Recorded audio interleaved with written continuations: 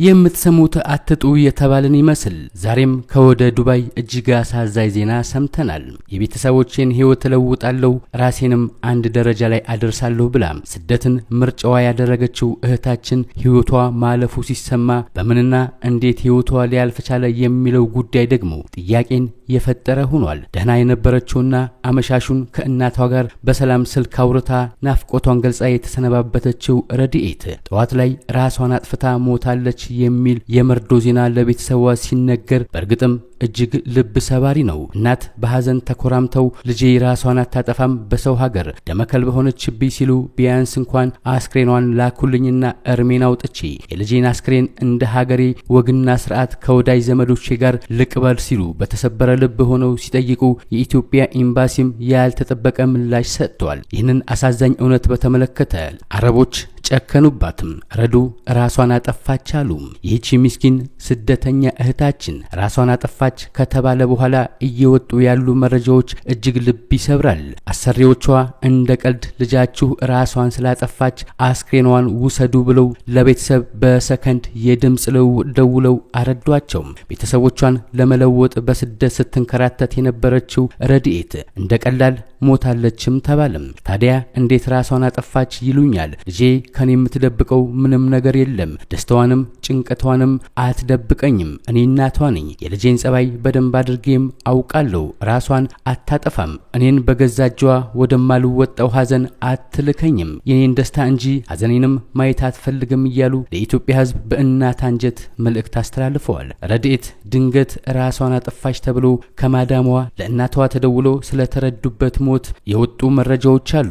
ረዱ የእውነት ራሷን አታጠፋም። ማዳም ገላት ራሷን እንዳጠፋች አስመስላ የሰራቸው ድራማ ነው ሲሉ የቅርብ ጓደኞቿ ረዱ ራሷን የምታጠፋ አይነት ልጅ አይደለችም። በጣም ጠንካራና ወላጅ እናቷን አብዝታ የምትወድ ለእናቷ ደስታ ስትል ከምትችለው በላይ የምትለፋ ትሁት ወጣት እንደሆነችም በእንባ እየተናገሩ ነው። ታዲያ የእውነት ይህቺ ወጣት ራሷን አጥፍታ ነው ወይስ እንደተባለው በማዳሟ ተገድላ ነው ወይስ ሌላ ምክንያት? እጅግ ያሳዝናል። ይህ ዜናም ወላጅ እናቷ ጋር ከደረሰ በኋላ እናቷ ያሉበት ሁኔታ እጅግ ልብ ይሰብራል። በዚህ ጉዳይ የወጡ አሳዛኝ መረጃዎች አሉ። ሙሉ ዝርዝር ጉዳዩን አብራችሁን ስትቆዩ ወደ እናንተ እናደርሳለን። ኢቢኤስ ቴሌቪዥን ጣቢያ ውስጥ ምንድነው የተፈጠረው? በትናንትናው ዕለት ባልታወቀ ምክንያት ህይወቱ ማለፉ የተሰማው የኢቢኤሱ ካሜራማን ዮናታን ሰለሞንን በተመለከተ ስለ አሳዛኝ አሟሟቱ አሁን ከቤተሰቦቹ የተሰማው እጅግ ልብ ሰባሪ ዜና ወጥቷል። የዚህ ወጣት ጓደኞችም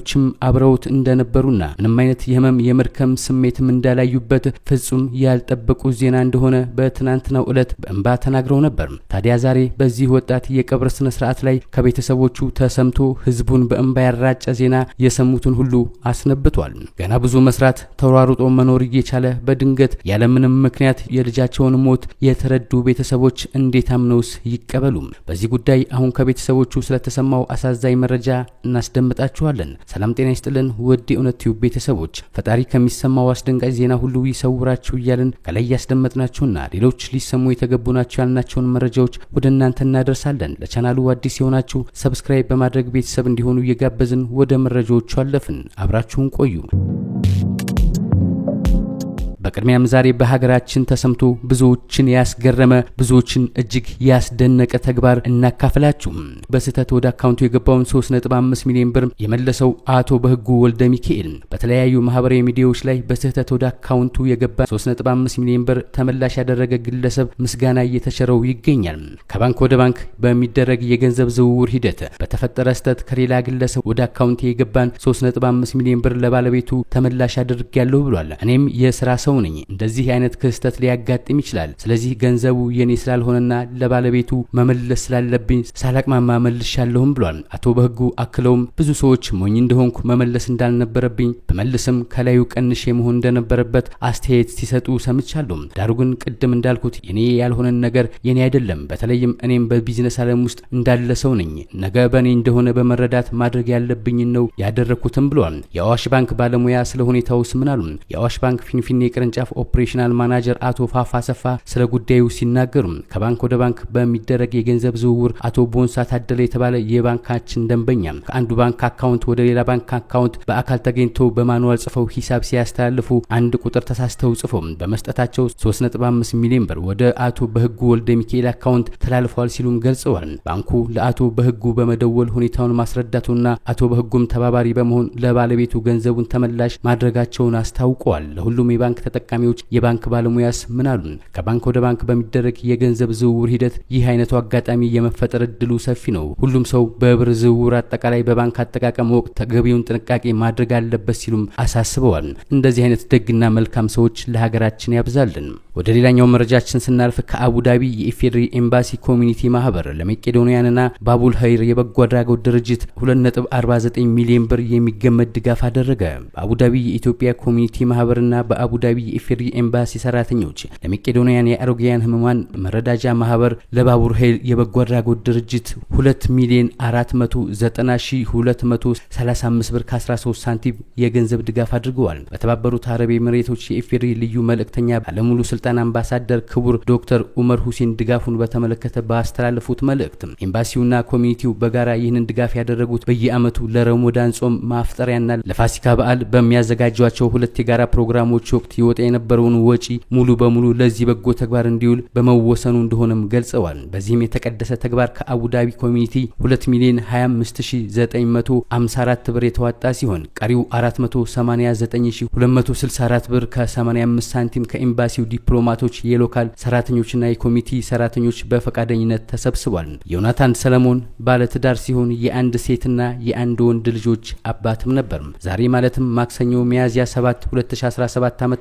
የቀብር ስነ ስርዓቱ በቀጨኔ ደብረ ሰላም መድኃኔዓለም ከቀኑ 8 ሰዓት ላይ ተከናውኗል። የልጃችንን ድንገተኛ ህልፈት በተመለከተ ያለምንም ምክንያት ሞቷል ነው የተባል ነው። ይህ ሀዘን ማንም ቤት አይግባ። ነገር ግን እውነቱን የሚያውቀው ፈጣሪ የልጃችንን እውነት ያውጣልን። እኛ ላይ የሆነው አይሆንባችሁ። ለማመን ቢከብድም እውነት ሆኗል። ልጃችንን ከዚህ በኋላ አጥተነዋል ሲሉ በወጣቱ የቀብር ስነ ስርዓት ላይ ቤተሰቦቹ በእንባ ይህንን መልእክት አስተላልፈዋል። ለወዳጅ ዘመዶቹ ለቤተሰቡ መጽናናትን ተመኘን። 21 ዓመት ያልተኖረ ልጅነት እጅግ ያሳዝናል። ከርታታዋ ስደተኛዋ ቤተሰብ ሀዘን ላይ ነው። ረዶ ትባላለች። የተወለደችው አዲስ አበባ ኮተቤ አንቆርጫ ነው። በአካውንቲንግም ተመርቃ ብዙ ሳትቆይ ለስራ ዱባይ ሄደች። 4 ወራትን ካሳለፈች በኋላ ከ4 ቀን በፊት ምሽት ደውላ እናቷን በሰላም አውርታ እንደዚህ ቀደሙ ደህና ደሪ ብላት እናትንም በእንባ ተለየቻት። ማለዳ ግን ለእናትና ለቤተሰብ ያስደነገጠ ነገር ከዱባይ ሻርጃ ተሰማ። ማዳሟ ደውላ ልጅሽ ራሷን አጠፋች የሚል ድፍን ቤቱን ሀዘን ውስጥ የሚከት ዜና ሰሙ።